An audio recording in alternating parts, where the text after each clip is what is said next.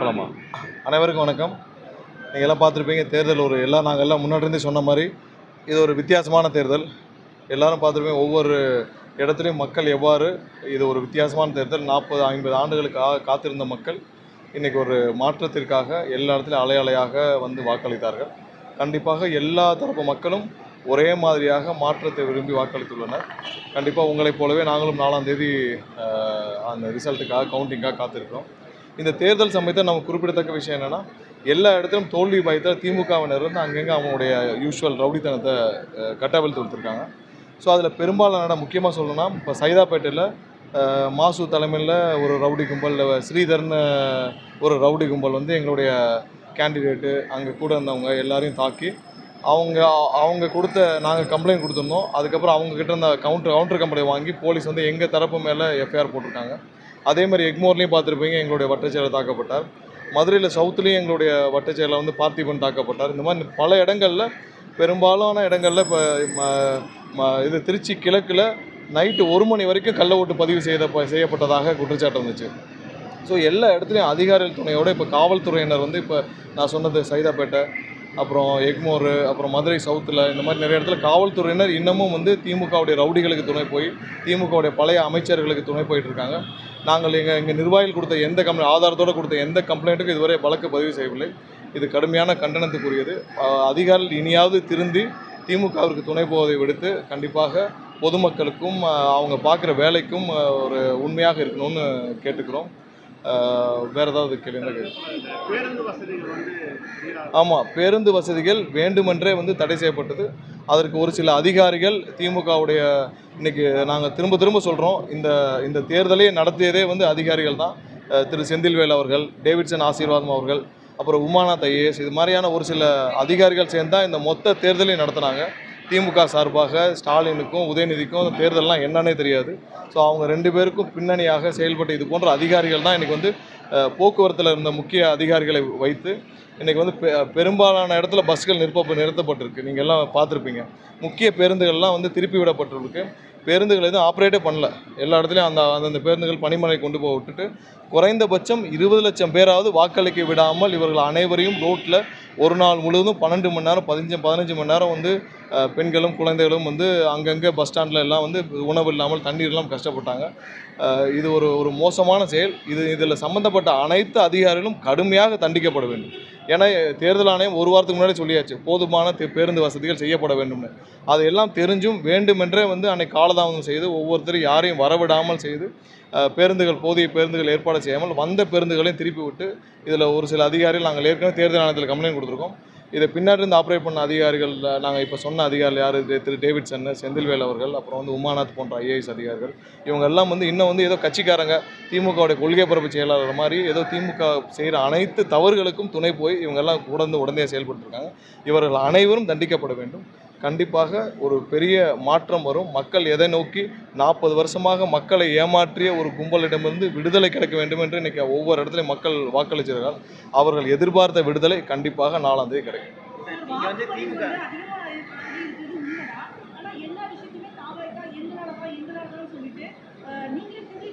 மக்கள் தானே, நீங்களே பார்த்துருப்பீங்க ஒவ்வொரு இடத்துலையும் வாக்குப்பதிவு எப்படி நடந்திருக்குன்னு, மக்கள் எவ்வாறு வாக்களித்தாங்கன்னு. இது போன்ற ஒரு தேர்தல் நீங்கள் பார்த்துருப்பீங்களா?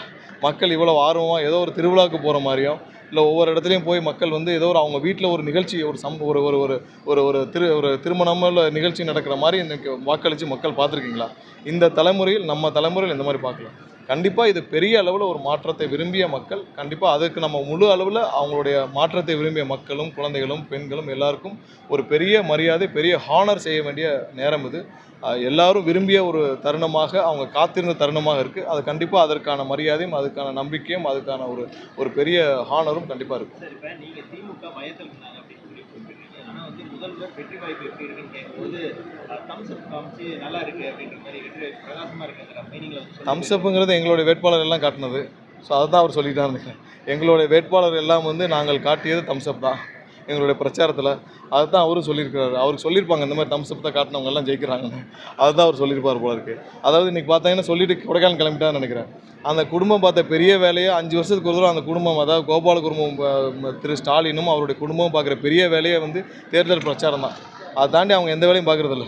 5 வருஷத்துக்கு ஒரு தடவை ஒரு 25 நாள் வந்து தேர்தல் பிரச்சாரம் பண்ணுறது தான் அந்த குடும்பத்திற்கு பார்க்குற பெரிய வேலையை. அந்த வேலையை செஞ்சு முடிச்சோன்னு எப்பயும் போல் நேற்று அவருடைய மகன் ஃபாரின் கிளம்பிட்டார், துபாய் கிளம்பிட்டார்னு நினைக்கிறேன். இன்றைக்கி இவர் கொடைக்கானல் போயிட்டார். இதை தவிர்த்து இந்த குடும்பம் எந்த வேலையும் செய்யலை. மக்கள் கண்டிப்பாக இதெல்லாம் மக்களுக்கு தெரியும். இனிமேல் முழு ஓய்வு தான் அவங்களுக்கு. எந்த வேலையும் இருக்க போகிறதில்ல. இன்னும் ஒரு 5 வருஷமோ 10 வருஷமோ 30 வருஷமோ அந்த குடும்பத்திற்கு எந்த வேலையும் இருக்க போகிறதில்ல. முழு ஓய்வில் இருக்குமாறு கேட்டுக்கொள்கிறேன். தாவேகா மேலே வைக்கக்கூடிய ஒரு முக்கியமான குற்றச்சாட்டு என்னன்னா, நீ எந்த ஒரு இடத்துலையும் வந்து நேரடியாகவே விஜய் அவர்கள் வந்து அதிகமாக பாஜக விமர்சிக்கிறதுன்னு சொல்லுவாங்க.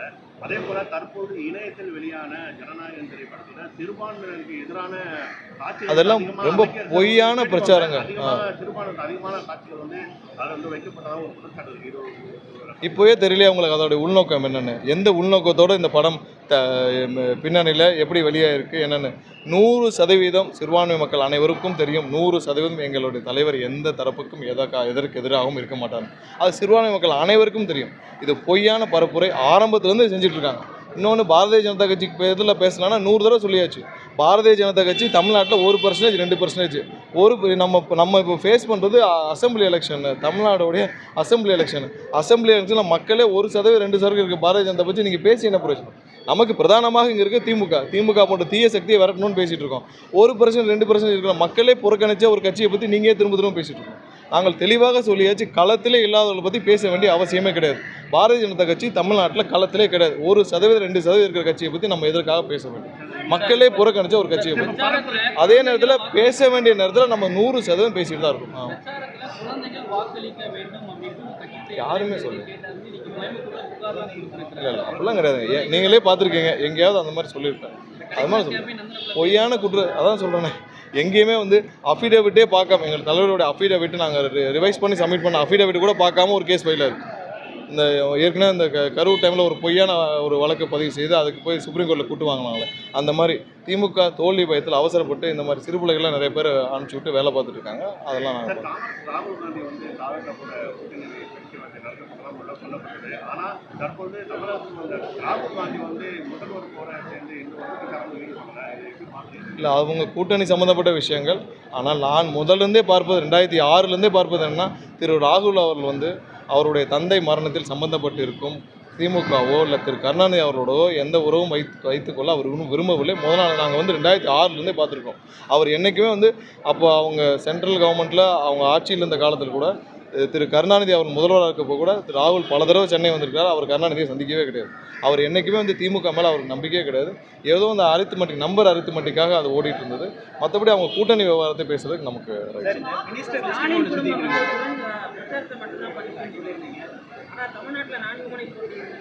இல்லை.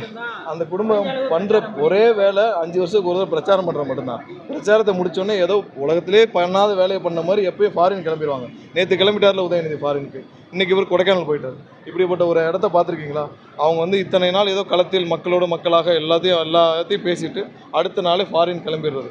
ஏன்னா அவங்க பார்க்குற பெரிய வேலையே இந்த ஒரு பிரச்சாரம் மட்டும்தான். எல்லா பிரச்சாரத்துக்கு அப்புறம் பாருங்கள், போன எலெக்ஷன் அப்பயும் அப்படி தான். 24 தேர்தல் முடிஞ்ச உடனே 15 நாட்கள் 10 நாட்கள் கொடைக்கானல் இருந்தாங்க. மொத்த குடும்பமும் கொடைக்கானல் இருந்துச்சு.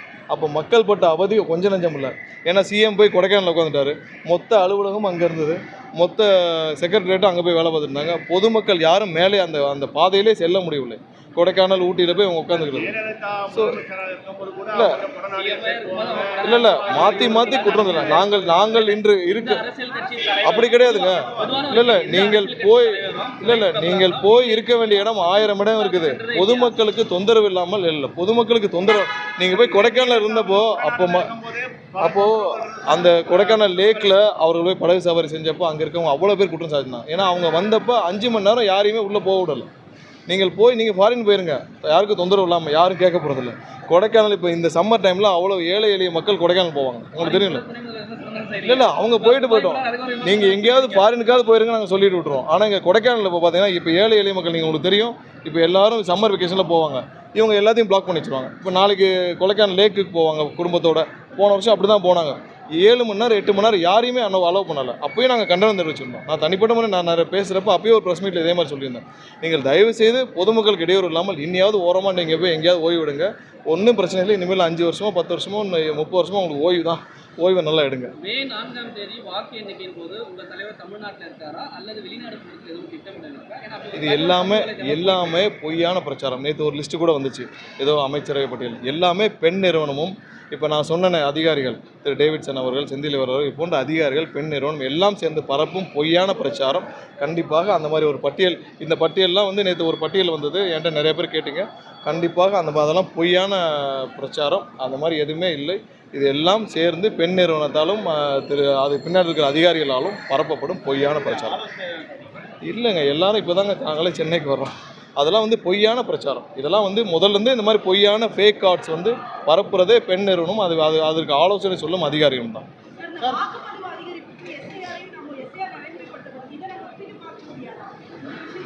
இல்லை நீங்கள் ஓட்டிங் இப்போ நான் ஒரு சில பூத்துகளில் வச்சு நீங்கள் கம்பேர் பண்ணிங்கன்னா, லாஸ்ட் டைம் ஒரு பூத்தில் எவ்வளோ ஓட்டிங் ஆயிருக்கு, இந்த டைம் எவ்வளோ இன்க்ரீஸ் ஆயிருக்குன்னு பாருங்கள். இது வரைக்கும் ட்ரெடிஷ்னலாக, அதாவது ஒரு பூத்தில் 10,000 ஓட்டு இருக்குது, இது வரைக்கும் ட்ரெடிஷ்னலாக ஒரு 6,000 ஓட்டு கூட பதிவாகாத இடத்துல இன்றைக்கி 9,000, 92%, 95% பதிவாகிருக்கு. அதெல்லாம் நாங்கள் வந்து ஒவ்வொரு கான்ஸ்டிடுவன்சிலையும் பார்க்குறோம். இது ஒரு பெரிய வித்தியாசமாக நான் அனுப்புகிறேன். இன்னொன்று என்னென்னா, 11 to 12 o'clock வரைக்கும் ஹையஸ்ட் போலிங் வந்து பார்க்க முடிஞ்சுது. ஸோ நிறைய ஆர்வமான மக்கள், நிறைய பேர் அவங்களுடைய ஒரு ட்ரெஸ் கோடே மெயின்டைன் பண்ணாங்க. அது எப்படி அவங்களாம் மெயின்டைன் பண்ணாங்கன்னு தெரியல, ஒரு அலையாக ஒரு ட்ரெஸ் கோடோடு வந்தாங்க. ஸோ நிறைய வித்தியாசமான தேர்தல், மக்களுடைய எதிர்பார்ப்புகள் அதிகமாக இருக்குது.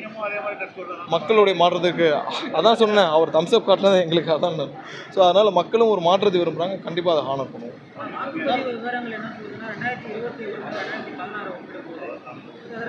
இல்லை 4ஆம் தேதி ரிசல்ட்டை பார்ப்போம். நன்றி.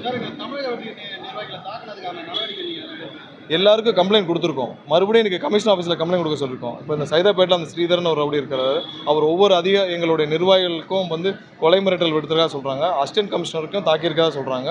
அவர் எங்கிட்ட வீடியோவும் இருக்குது. கமிஷனர்கிட்ட கம்ப்ளைண்ட் கொடுக்க போகிறோம்.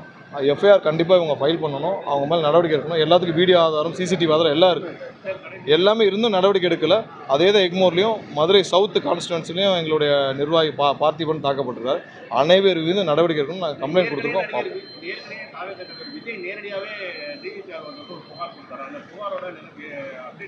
அதான் தான் சொன்னேன், இங்கே இருக்கிற அதிகாரிகள் அனைவரும் நாங்கள் மாற்ற வேண்டும்னு எப்படி கேட்டோமோ பெரும்பாலும் மாற்றப்பட்டாங்க. நான் திரு செந்தில்வேல் அவரை மாற்றணும்னு முதல் நாள் கொடுத்துருந்தேன். முதல் நாள் ப்ரெஸ் மீட்டை சொன்னோம். அதை எலெக்ஷனுக்கு 4 நாள் முன்னாடி பண்ணாங்க. அவர் மெடிக்கல் லீவில் போயிட்டு தான் ஆப்ரேட் பண்ணிட்டு இருக்கான்னு சொன்னோம். அவர் எலெக்ஷனுக்கு போலிங்க்கு 5 நாளுக்கு முன்னாடி 5 நாளுக்கு முன்னாடி தான் மாற்றம் பண்ணாங்க. ஸோ இதை முன்னாடியே செஞ்சுருக்கணும். இது பிஜேபியும் திமுகவும் சேர்ந்து பண்ண வேலை. அவங்களுக்கு வந்து பிஜேபிக்கு தெரியாதா யார் பின்னாடி இருந்து ஆப்ரேட் பண்ணாங்க? திரு செந்தில்வேல் அவர்கள் எதுக்கு எலெக்ஷனுக்கு 2 வாரத்துக்கு முன்னாடி லீவே போடாத செந்தில்வேல் அவர்கள் எலெக்ஷனுக்கு 2 வாரத்துக்கு முன்னாடி எதுக்கு மெடிக்கல் லீவில் போனார்? எலெக்ஷன் 2 வாரத்துக்கு முன்னாடி மெடிக்கல் லீவில் போன செந்தில்வேல் அவர்கள் பின்னாடி இருந்து ஆப்ரேட் பண்ணுறாரு. அவர் தான் கேம்ப் ஆஃபீஸில் இருக்கிறார், எல்லாத்தையும் பண்ணுறாரு. நான் பர்சனலாக கம்ப்ளைண்ட்டும் கொடுத்தோம், ப்ரெஸ் மீட்லேயே சொன்னோம்.